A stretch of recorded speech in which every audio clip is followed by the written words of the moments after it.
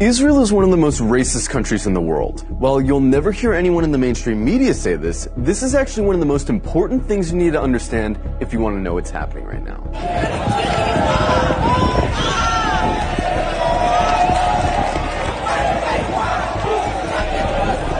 From its inception, the whole idea of Israel as a country was based on racism. Israel was conceived as a Jewish state, and while there's nothing wrong in principle with Jews having a homeland, the problem is that they insisted that that homeland had to be in Palestine, which already belonged to someone, the Palestinians. The slogan of Israel's founders was a land for a people without a land.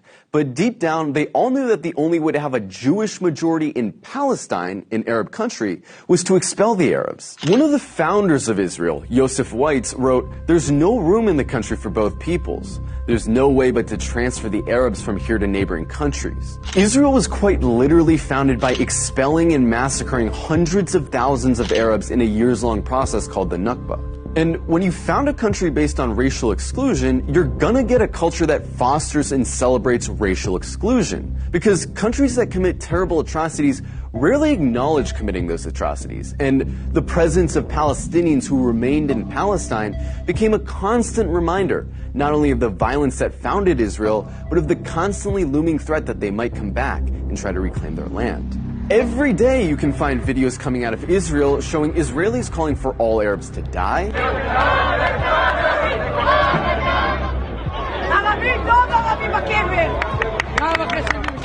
insulting the Prophet Muhammad,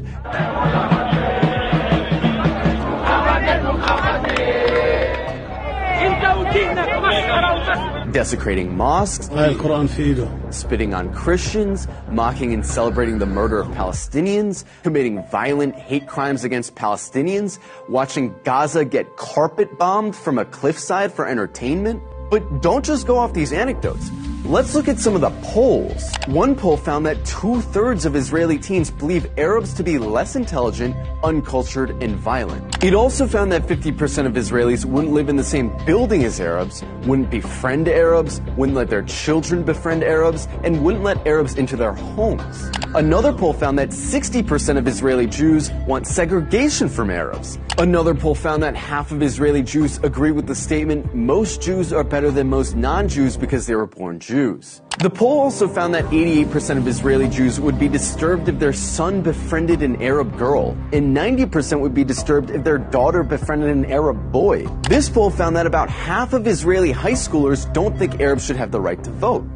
Another poll showed that almost half of Israeli Jews don't want Arabs teaching their kids. Not only are these views widely held in Israeli society, they're also represented in government, which codifies these sentiments into law. For example, Israel has a law that says if an Israeli marries a Palestinian, or someone from several other regional Arab states, that person isn't allowed to move in with said Israeli.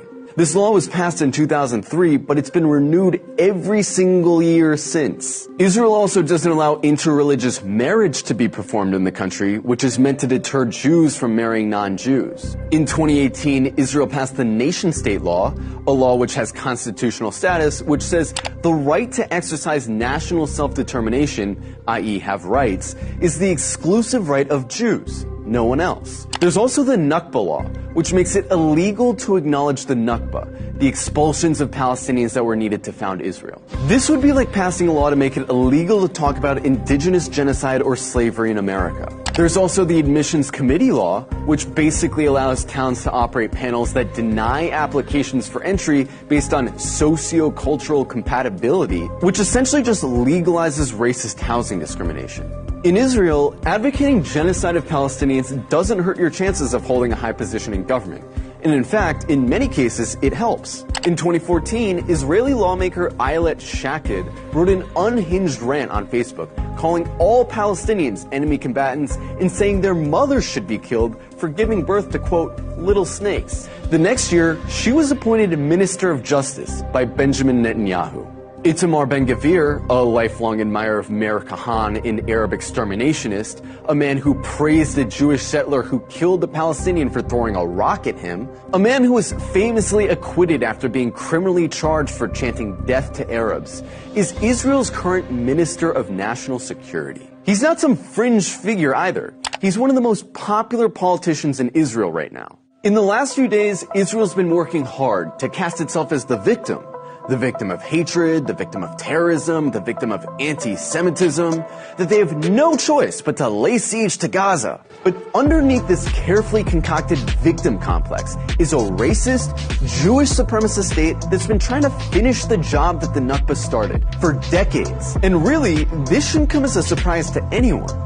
After all, they're literally cutting off water and electricity to a city of 2 million people right now. Their generals talk openly about flattening Gaza and killing the animals, meaning Palestinians. It's obvious their goal is genocide.